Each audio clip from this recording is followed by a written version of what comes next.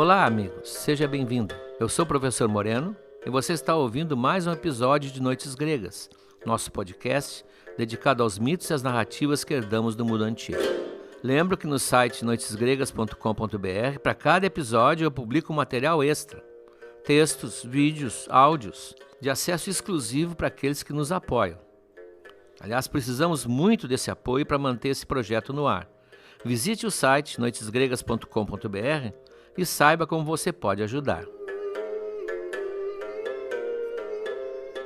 Como já aconteceu nos episódios anteriores, eu continuo a responder perguntas enviadas por nosso WhatsApp. Você tem alguma dúvida? Tem alguma pergunta sobre o conteúdo que ouviu? Se você se tornar um de nossos apoiadores, receberá esse valioso número para se comunicar com o nosso oráculo. No episódio de hoje, Atena, a deusa dos olhos brilhantes, ou melhor, Atena, a deusa dos olhos dardejantes.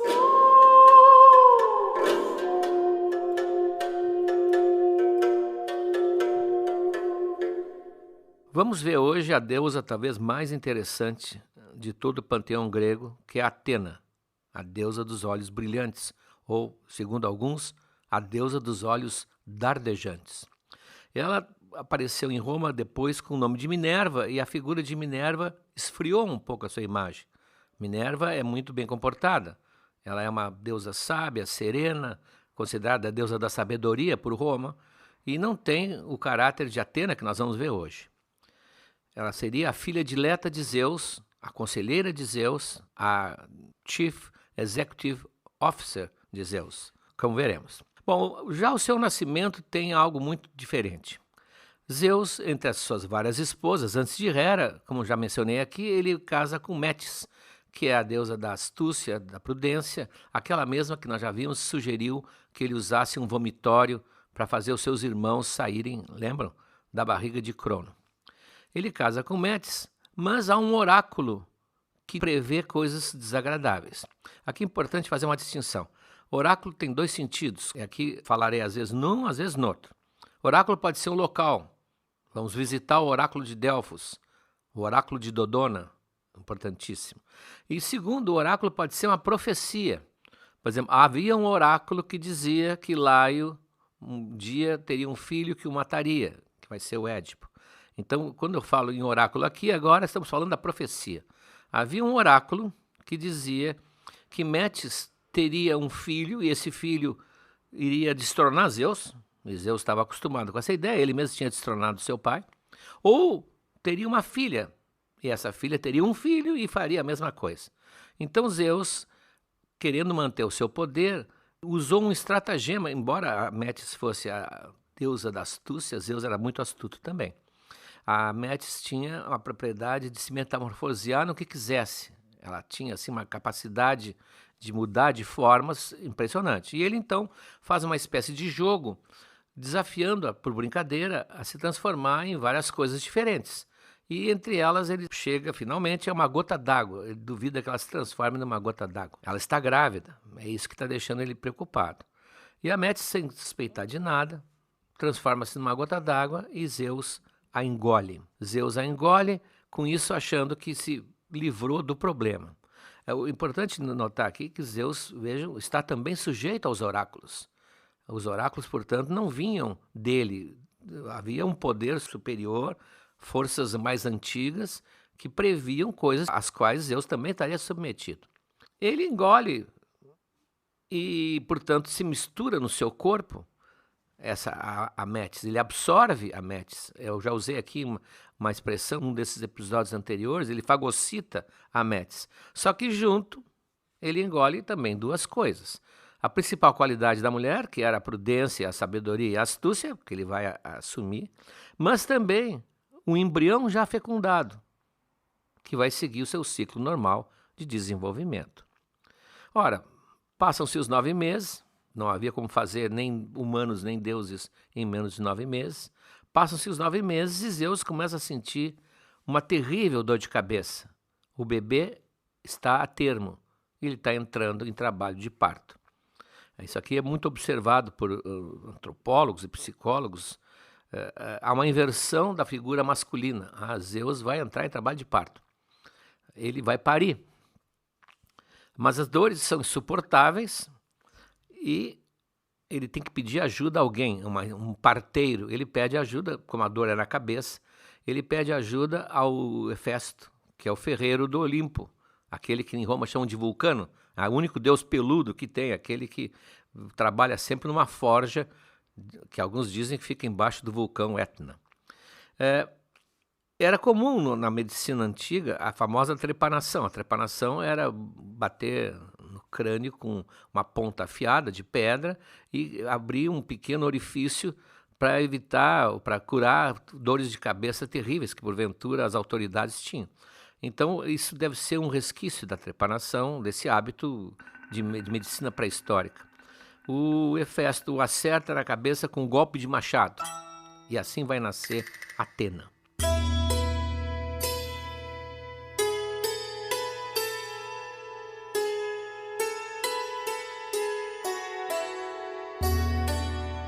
Mas antes que alguém veja aqui um exemplo de parto desumanizado, né, seria terrível, feito a machado, eu faço questão de ressaltar, e você vai concordar comigo, a elegância da imaginação grega, ao evitar a saída desse bebê pelo único lugar viável que Zeus tinha, que você entende qual seria. E seria humilhante para uma deusa do calibre da Atena. Então eles usaram a ideia da cabeça. E é claro que essa escolha também vai gerar várias considerações e discussões, principalmente por quem olhava e ainda olha o lado simbólico da mitologia. Cria dois campos na luta dos sexos, a eterna luta dos sexos, né, que talvez para alguns tão importante quanto a luta de classes. Do lado da torcida masculina, a ideia de que uma mulher como Atena, inteligente como ela, só podia sair da cabeça de um homem. Mas do lado da torcida feminina, isso serve como um símbolo, uma explicação para a facilidade com que Atena e suas irmãs, e suas descendentes até hoje, todas as mulheres, têm de entender os mais íntimos pensamentos e intenções do homem. Afinal, ela viveu 9 meses dentro da cabeça de um deles. Nesse nascimento resta sempre uma dúvida. Teria Atena um umbigo? Isso não é bobagem, porque ela, na verdade, é uma filha sem mãe. É a mesma pergunta que sempre fizeram os pintores e os teólogos da Idade Média sobre Adão e Eva. Adão e Eva tinham um umbigo? Eles não nasceram de uma mulher, não houve o cordão umbilical. No caso da Atena, nós nunca vamos saber, porque ela jamais é representada despida. Quando havia procissões, havia uma cerimônia de carregar a imagem dela de um templo para o outro, sempre cuidadosamente vestido. Ela está sempre coberta. Então nunca saberemos se ela tinha ou não tinha. Se levarmos pela lógica, não tinha. Se pensarmos na mitologia como uma belíssima adaptação estética da realidade, devia ter, e bonito.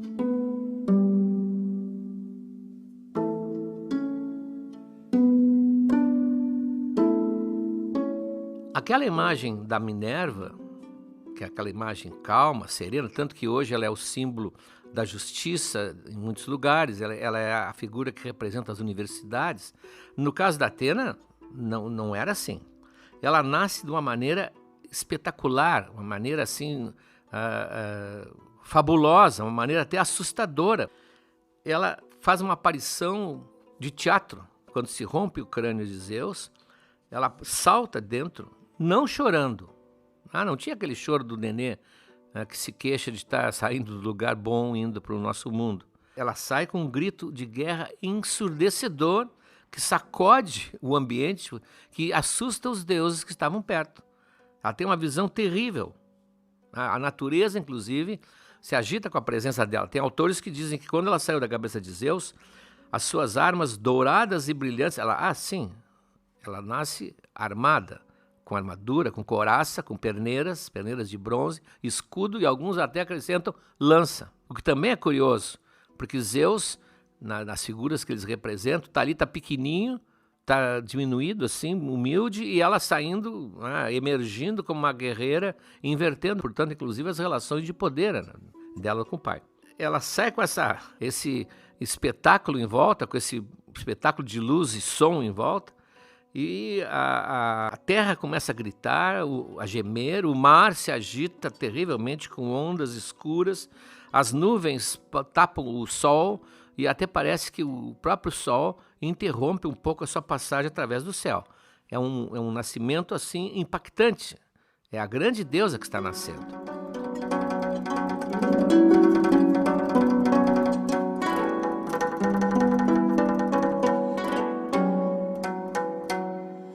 Mas o que mais impressionava nela são os olhos.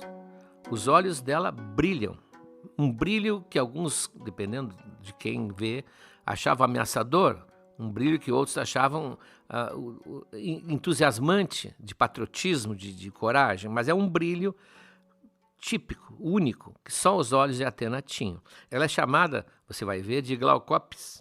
O glauco é uma cor, a gente não pode muito avaliar as cores dos gregos, porque não são as mesmas cores nossas, cada povo tem uma gama de cores diferentes, mas o glauco seria interpretado normalmente como olhos cinzentos ou olhos verdes acinzentados, mas não é bem isso, a ideia mais é de uma luminosidade intensa, um brilho, muito mais do que de uma tonalidade.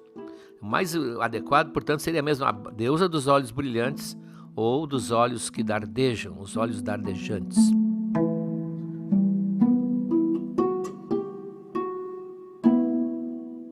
Ela não é criada por Zeus, ela é criada por um rei, o Triton, depois nós vamos falar nele no próximo episódio, e depois ela vai falar com Zeus e diz que ela decidiu permanecer virgem para sempre.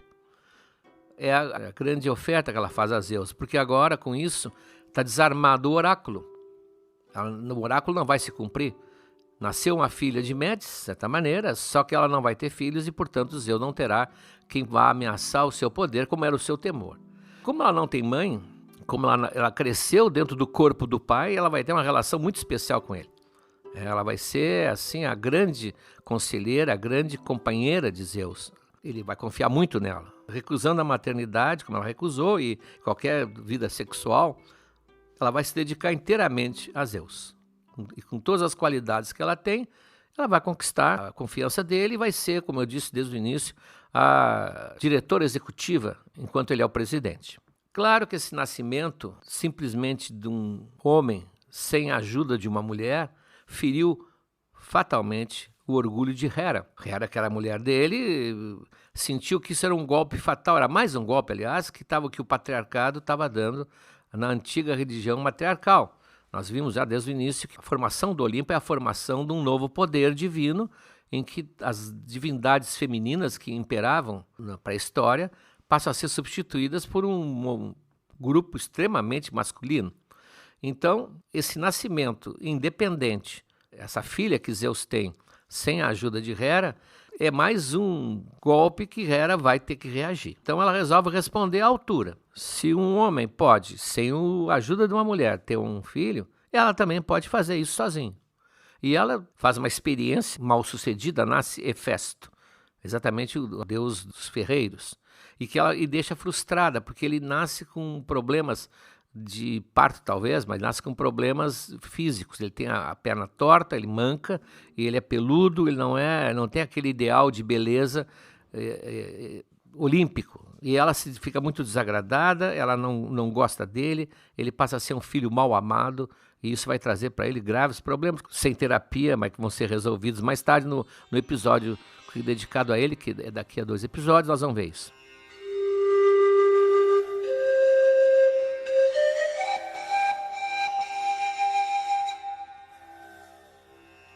Bom, aqui nós temos um loop narrativo. Ora, se Hefesto foi gerado como resposta ao nascimento de Atena, como se explicaria que ele fosse o parteiro abrindo a cabeça de Zeus na hora do parto?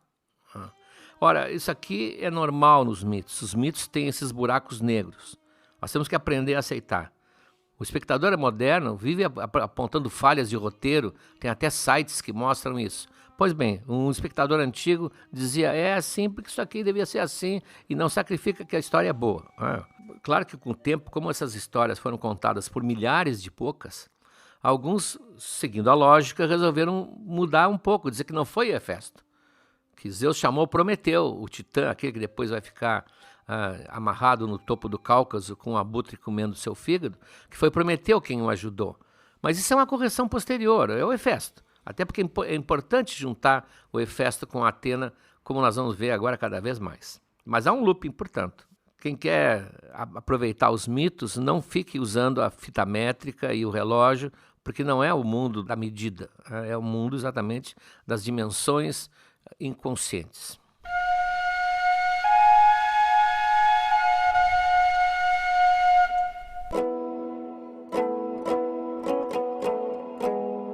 Atena, como vimos, comunica a Zeus que vai permanecer virgem para sempre, e isso é respeitado por Afrodite, é muito importante, porque Afrodite é uma deusa que faz questão de promover o amor físico. Aliás, quem se nega é muitas vezes castigado por ela.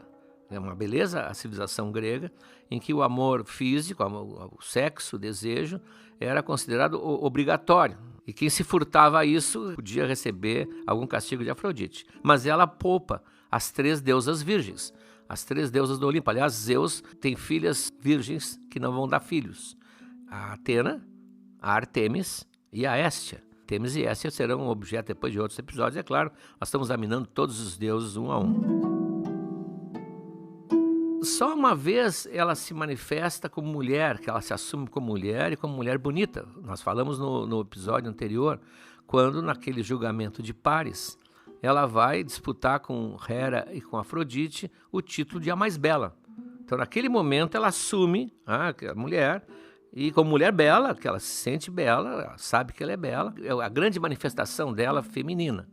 E porque ela estava sempre vestida também. Naquele episódio eu falei que o Ovídio, mas já em Roma, portanto já bem depois, quando ele reconta aquela história, ele coloca um lado malicioso que Paris teria pedido que elas todas se despissem. Então ele teria havido Atena despida, mas ninguém vê a Atena despida. O único momento em que ela despia suas vestes e depunha suas armas é quando ia tomar banho. E isso explica, naquele episódio que o adivinho Tiresias fica cego, uma das hipóteses é que ele, sem querer, entra numa clareira, num riacho e surpreende Atena nua. E ela, vocês lembram, encosta a mão nos seus olhos e tira-lhe a visão, porque ele viu o que não poderia ter visto. A Nicole Lorrault, que é uma autora que eu já mencionei, vou mencionar bastante aqui, ela conclui que Atena, no fundo, não tinha um corpo real, concreto. Ela era mais um arcabouço, uma couraça, ela era uma pele, onde se destacavam, isso sim, de maneira excepcional, a luz do olhar e o som da voz. Ela tinha uma voz terrível, tonitruante, e aquele olhar que é o olhar de Atena.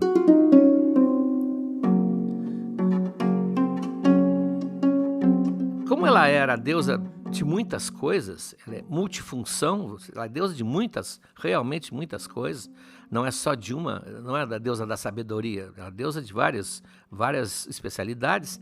Ela também era a deusa que presidia os teares, a arte da tecelagem, que é muito importante para a mulher grega. Toda a heroína grega está sempre no tear. E ela, portanto, tecia suas próprias roupas. Numa passagem que nós colocamos no material exclusivo, em que Hera se veste para seduzir Zeus, ali Homero diz que ela veste um véu especial tecido pela própria Atena. Portanto, ela era a rainha do tecido. Mas a outra parte da vestimenta dela, que não eram roupas, eram as armaduras de bronze. A couraça é de bronze, o escudo é de bronze, as perneiras, eles protegiam as pernas, né, com bronze também, para evitar ferimentos. Isso já não era da sua alçada. Isso era da alçada do Hefesto. Hefesto era também um deus ligado aos artífices, mas aos artífices de metal. Então, como se respeitavam muito, mas muito mesmo as especializações no Olimpo, ela ia lá quando precisava de alguma coisa.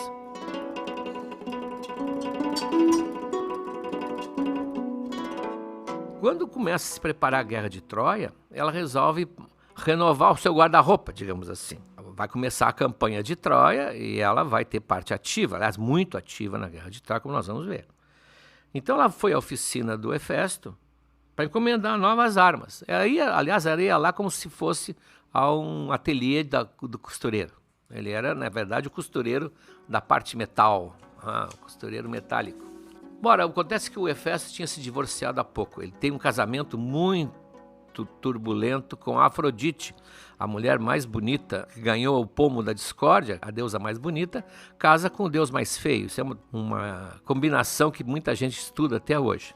E não deu certo, ela o minotauriza, lhe dá cornos de minotauro e ele se divorcia dela. Então ele está sozinho e fica encantado com a beleza de Atena, porque ele tem que medir, ele tem que tomar as medidas. Ele é tipo um alfaiate, um costureiro. Tem que tomar as medidas e ajustes e tal. E ele começa a ficar cada vez mais fascinado por ela, aquela beleza virginal e estonteante de Atena.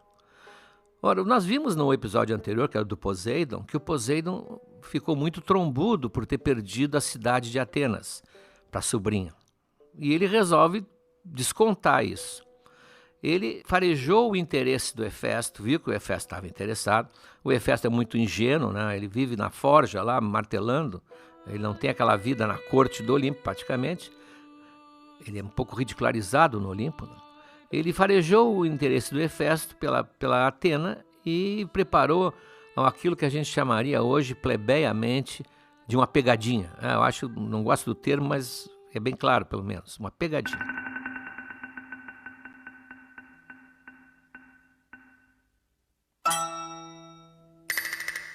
Então ele se aproxima de Hefesto e insinua uma opinião que até hoje muito homem troglodita tem, de que Atena não gostava de homem porque nunca conheceu um de verdade. É por isso. Mas e que ele, Poseidon, achava que tinha notado na sobrinha que ela estava mudando de ideia. Estava talvez se decidindo a tornar-se finalmente mulher. E que ele, Hefesto, era o escolhido. Não via quantas vezes ela tinha ido visitá-lo? Ele só precisava ousar um pouco, disse o Poseidon. E ela deve sonhar, talvez, em ser dominada por braços musculosos, assim, de um macho. E aí vai se entregar naturalmente. É o remédio. Isso nós sabemos que muita gente ainda defende essa ideia. E o próprio Hefesto, como nós, ele acaba acreditando no que queria acreditar, né? Isso é inevitável. Ele passa a fazer insinuações, a dizer aquelas frases de duplo sentido. E Atena não entendia coisa alguma, não está acostumada a esse jogo da corte, do namoro. Ela é totalmente virgem também dessas manobras amorosas.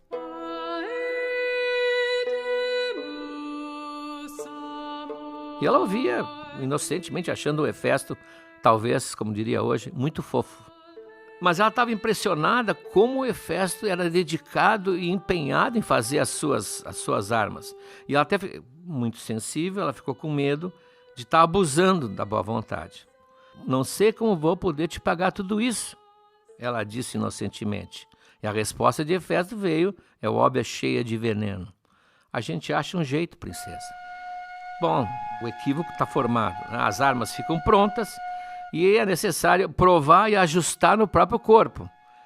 Aí o Hefesto perdeu a cabeça. Como ele está convencido que basta um gesto ousado e tudo vai mudar na vida de Atena, ele deixa cair a roupa e se apresenta já armado para o ato, se me entendem. E se atira sobre ela abraçando-a. E ela está tão perplexa que não chega nem a dizer nada, porque ele está começando a beijar a sua boca. Mas ao se defender, caem os dois no chão. E Atena ainda consegue emitir um sonoro, eu acho até que terrível, não. E o Hefesto, nesse ponto, né, parabéns, é um cavalheiro, para imediatamente o que está fazendo, para de tentar fazer o que ia fazer, mas já era tarde, porque ele estava tão afobado, tão excitado, que ele não se conteve e ejaculou na coxa da deusa. Uma cena bastante realista no Olimpo, né? Ela, é evidente, totalmente inexperiente, mas ficou enojada, pega um paninho, pega uma estopa, na oficina devia haver estopa, limpa o esperma da coxa e joga tudo no chão. Não grita com o Hefesto, ela também está perplexa, está chocada. Ela simplesmente joga no chão aquilo, assim, enojada, não quer mais ver aquilo. E, óbvio, esquecendo a lei da fecundidade dos deuses, ao bater no solo, aquela estopa impregnada do esperma de Hefesto, automaticamente fecunda Gaia, a mãe terra, que fica grávida e possessa. Grávida e possessa. Ela vai ter um filho, porque não tem, como nós vimos, os deuses são sempre fecundos. E ela não estava disposta, ela diz que não está disposta a aceitar um produto de uma piada infame, de outros, de mau gosto, do Poseidon. E deixou claro que não ia ficar com a criança. Então, quando nasce a criança, ela simplesmente chama a Atena e entrega nos braços de Atena, que fica perturbada. Porque ela nunca vai ser mãe, mas naquele momento ela está sendo uma mãe. É uma mãe indireta, mas está sendo uma mãe. E ela se julga com a sua ética responsável para aquela criança. Ela não pode abandoná-la. Ela julga que ela tem um comprometimento com a criança e vai levá-la, vai levá-la para alguém criá-lo. Leva para o rei, o Cécrope, aquele mesmo que influiu na sua eleição para ser a patrona de Atenas, que ela confiava muito nesse rei. Então nasce assim o Erictônio, que depois mais tarde vai herdar do pai, porque ele é adotado pelo Cécropes, ele vai ser o rei da cidade que já tem nome. Mas ela faz questão de manter o menino escondido e incógnito, para que o Poseidon ainda não aproveite mais o resultado da sua brincadeira. Ela não ia dar esse gostinho para ele.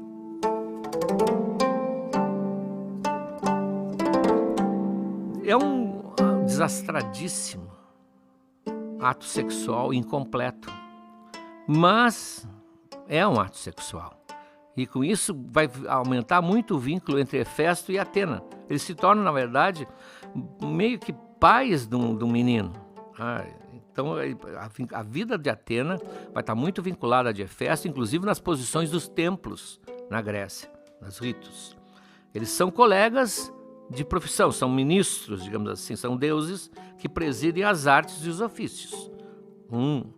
A Atena dos tecidos, da tecelagem, e o Hefesto dos metais. Agora, mesmo que com essa coisa, esse relacionamento incompleto, eles são parceiros de um ato que se concretizou na figura do Erictônio. Mas muito, muito mais importante ainda que tudo isso, e com isso eu vou encerrar, eles compartilham uma estranha e intrigante semelhança. Hefesto é um filho sem pai, irmão de Atena, uma filha sem mãe. A pergunta hoje é de Daniel, do Rio de Janeiro. Tudo bem? Sou Daniel, falo do Rio de Janeiro.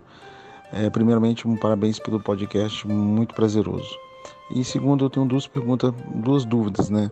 Primeiro é sobre a questão do Paris. O Paris tem a ver com o nome da capital da França, Paris? E se tem por quê? Ele, no caso, não era nenhum deus, e se tem sentido o porquê, né, dessa ligação. E segundo, podemos ver durante os episódios anteriores que os Zeus, no caso, os deuses já tiveram casos com mulheres mortais. Existe ao contrário? Algum mortal teve caso com alguma deusa? E se teve, qual o mais emblemático? Bom, Daniel, a tua pergunta foram duas, mas tudo bem, vou responder uma de nhapa. Primeiro, Paris não tem nada a ver com Paris. Realmente a semelhança poderia indicar. Mas, como tu mesmo disseste muito bem, Paris não era um deus. Paris é um herói que morre na Guerra de Troia e não teria razão para se criar lá na Europa, centro do continente europeu, uma cidade com o nome de Paris, homenageando ele. Realmente houve hipóteses ligadas a Ulisses, porque Ulisses zarpou em direção à Sicília e, portanto, passa por vários lugares, talvez até pelo Estreito de Gibraltar. Então dizem que Lisboa teria sido fundado por ele, deram aquela ajeitada de Ulisses para Ulissipona, tira o U, sabe como é? Como Machado de Assis dizia, como se transforma o tambor em corneta, o tam vira cor, e o bor vira neta. Bom, então não tem nada a ver. Há várias viagens a respeito, até da deusa Ísis. Deusa Ísis, uma deusa egípcia que ingressou no panteão romano, foi muito cultuada. Então diziam que Paris seria para Ísis. Tudo isso é aquela velha regra do nem tudo que reluz é ouro, nem tudo que balança cai. Não tem nada a ver, tu tem razão, tu estavas cético e continua mesmo sendo cético. Agora a segunda parte, que é muito interessante. Realmente os deuses vivem tendo relações, casos amorosos com as ninfas, com as princesas, com as rainhas, alegremente.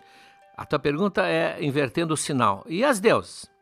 Sim, algumas deusas se relacionaram com mortais. Mas como tu queres conhecer o caso mais emblemático, como tu dizes, só pode estar envolvida a nossa amiga Afrodite, porque Afrodite é uma deusa de vida sexual livre. Não é o caso da Hera, não é o caso da Deméter. A Afrodite escolhe os seus parceiros e os assedia. Ela um dia vai se encantar por um pastor belíssimo de Troia. Parece que os pastores de Troia eram bonitos, porque o Paris também era de lá, o Anquises. E se aproxima dele, prudentemente, tirando o seu ar de deusa, porque sabe que se ela aparecer na sua figura divina, ela não consegue nada. Ela vai assustar as mulheres. Além de ser belíssima como ela é, ia ser uma mulher assustadora para um pobre pastor. Então ela se veste de roupas pastoris, muda um pouco o seu ar e se apresenta mas se apresenta realmente dizendo a ele que está encantada com a sua beleza e quer deitar com ele, e terminam tendo relações. Quando ele acorda, ela está já afrodítica, e aí ele fica apavorado e se dá conta com quem que ele dormiu, com a deusa do amor, e ela diz: olha, tu não temas, não vou fazer nada contigo, e eu já estou grávida, e eu vou cuidar desse filho é nosso, e eu vou protegê-lo. E dessa relação nasce o Enéas, o famoso Enéas, que na Guerra de Troia é o único guerreiro que é poupado pelos gregos, que consegue escapar dos gregos, porque Afrodite o protege como a mãe protege o seu filho. Então houve outros menores, mas o caso mais emblemático é esse, a Afrodite com Anquises. Conta uma versão da história que o Anquises ficou tão impressionado que ficou muito tempo em silêncio. Aí um dia, aquela velha história, numa taberna, talvez em volta de um copo de vinho, ele diz: vocês nem sabem quem eu peguei. E aí os Zeus ficam furiosos e mandam um raio que não chega a matar, mas torra um pouquinho. E por isso que quando termina a Guerra de Troia, o Enéas leva Anquises nos ombros, porque ele está paraplégico. Mas esse foi o grande caso de amor entre uma deusa e um mortal.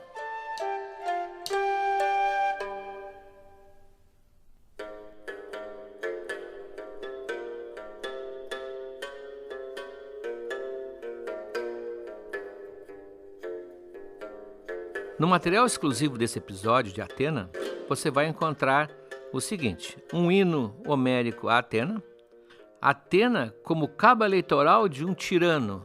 Por incrível que pareça, um político de Atenas aproveitou a imagem dela, sem autorização, é claro, e conseguiu um grande efeito político.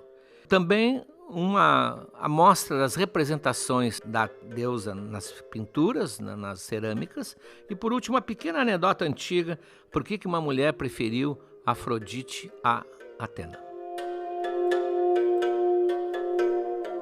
No próximo episódio, o lado escuro de Atena, suas fúrias, seus castigos, a Dark Atenas.